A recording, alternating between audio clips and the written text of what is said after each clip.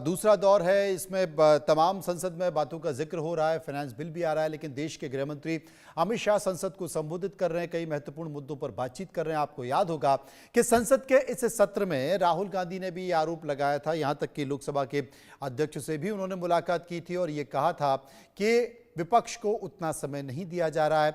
लोकतांत्रिक तरीके से जिस तरीके से संसद चलनी चाहिए उस तरीके से संसद नहीं चल रही है और विपक्ष को जो मौका मिलना चाहिए वो नहीं मिल रहा है।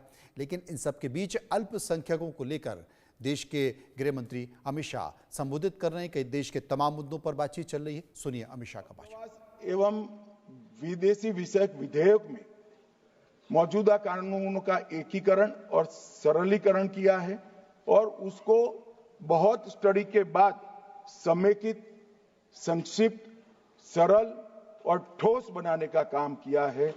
4 कानूनों में कुल मिलाकर 45 धाराएं थी, अब इस विधेयक में 36 धाराएं रहेगी, 26 पुरानी और 10 नई। 36 धाराओं के अंदर ही हमारा प्रवासन का ये पूरा लेखा जोखा मान्यवर दिया जाएगा।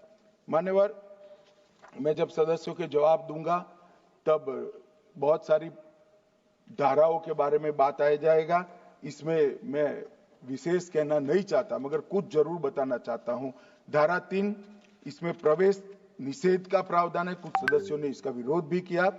राष्ट्रीय सुरक्षा या सार्वजनिक स्वास्थ्य के लिए खतरा पाया जाएगा उसको प्रवेश की अनुमति नहीं दी जाएगी। माननीय देश धर्मशाला नहीं है, जो चाहे जिस उद्देश्य से चाहे यहां आकर रह जाएगा, ऐसा नहीं होगा।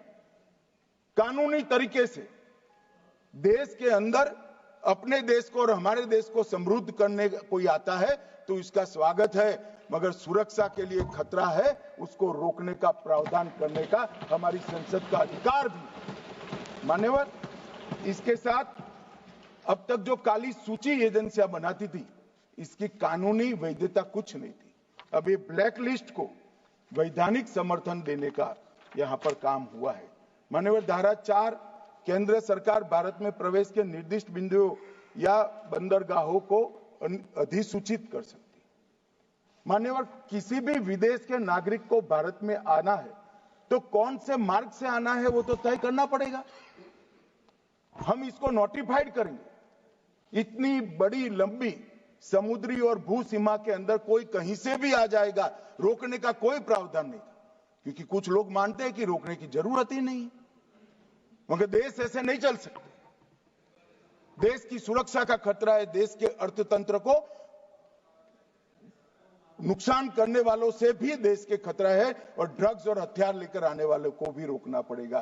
तो जो निर्दिष्ट किए बिंदुओं के बंदरगाह के लिए खुले नहीं छोड़ सकते हैं और ये आज का नहीं है, जब आप सरकार में थे तब का है, मगर वो गैर कानूनी तरीके से होता था। अब हमने उसको कानूनी बनाया है क्योंकि हमें हिम्मत है रोकने की। मान्यवर, धारा 18 जुर्माने का भुगतान करने के लिए वाहक का दायित्व तय किया है। 25 में अपराधों का कंपाउंडिंग किया है और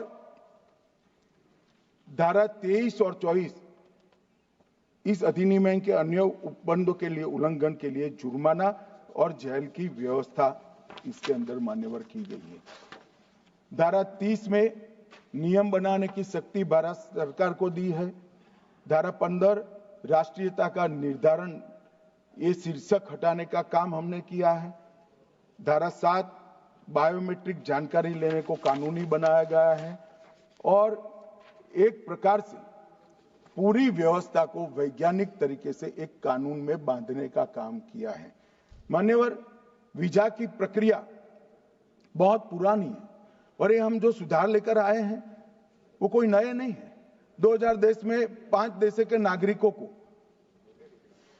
पर्यटन वीजा ऑनलाइन देने की शुरुआत हुई। 2010 से 14 के बीच में 7 देशों को बढ़ाया गया और अब ये सुविधा 169 देशों तक हमने की दी है कि आप आइए, आपका स्वागत है, आप टूरिज्म बढ़ाइए, मगर रजिस्ट्रेशन तो करना पड़ेगा ना कि वो विदेश से इस देश में इतने समय के लिए आए। कोई हमेशा के लिए नहीं रह सकता, इस देश का नागरिक नहीं बन सकता है। इसको रोकना पड़ेगा।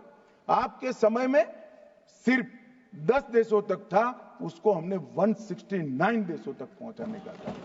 मान्यवर, 31 नामित अंतर्राष्ट्रीय हवाई अड्डे और 6 प्रमुख बंदरगाहों अराइवल ऑन वीजा देने का काम हमने किया है और 2023 में आयुष वीजा की नई श्रेणी भी शुरू की है। अब ई वीजा की सुविधा 9 उप श्रेणियों के लिए की जाएगी। ई पर्यटन वीजा, ई व्यापार वीजा, ई चिकित्सा वीजा, ई चिकित्सा परिचारक वीजा, ई आयुष वीजा, ई परिचारक वीजा, ई छात्र वीजा और ई छात्र आश्रित वीजा। ये सारी श्रेणियों में ई वीजा का प्रोविजन कर विदेशियों को आने में हमने सरलता की है। जो लोग कहते हैं कि रोकना चाहते हैं, हम रोकना इसी को चाहते हैं जिनके उद्देश्य ठीक नहीं है। ये कहते हैं कौन तय करेगा, तो जो सरकार होगी ये तय करेगा। हमारी सरकार है तो हम तय करेंगे। कौन तय करेगा का क्या मतलब?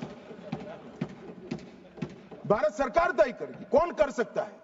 कोई विदेश की सरकार करेगी? क्या विचार है? कौन तय करेगा? भारत सरकार तय करेगी, क्योंकि हम भारत सरकार में है तो हम तय करेंगे। मान्यवर, आयुष वीजा, इसकी श्रेणियों की भी संख्या बढ़ाई है और अवैध प्रवासी और ओवरस्टे की निगरानी के लिए अप्रवास वीजा और विदेशी पंजीकरण के ट्रैकिंग की एक सिस्टम IVFRT, इसको भी अब कानूनी आधार देने का काम किया है। मान्यवर, सभी अप्रवासन पोस्ट पर भारतीय मिशन FRRO और FRO, इसको एंड टू एंड एकीकृत सिस्टम से जोड़ने का काम हमने पूरा कर दिया है। देश भर के 750 से ज्यादा जिलों में DPM, जिला पुलिस मॉड्यूल पोर्टल भी हमने शुरू कर दिया है, जो फॉरेनर्स आइडेंटिफिकेशन पोर्टल के नाम से जाना जाता है। और हमने कई प्रकार की अप्रवासन चौकियों का आधुनिकीकरण के लिए भी योजनाएं लाए हैं। अब उसकी संख्या बढ़कर 114 हो गई है मान्यवर, और एक जमाने में 4 से 5 मिनट लगता था, अब 1.5 से 2 मिनट लगता है।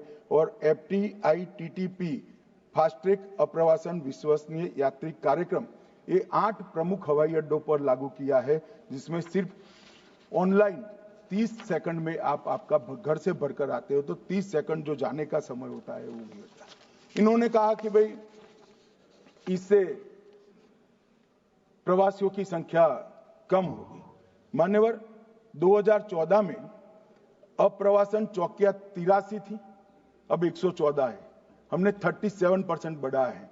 ICP काउंटर 743 थे, आज 2278 है, 206% बढ़ा है। भारत में आने वाले व्यक्ति कांग्रेस के शासन के समय में 2,49,00,000 थे। ये 10 साल में, 2024 के अंतिम साल में, 14 में 2,49,00,000 थे, ये 2024 में 4 करोड़ लोग भारत में आए हैं। तो रुकेंगे यहाँ पर कुछ पलों के लिए, आप चलते रहिए इंडिया न्यूज के साथ।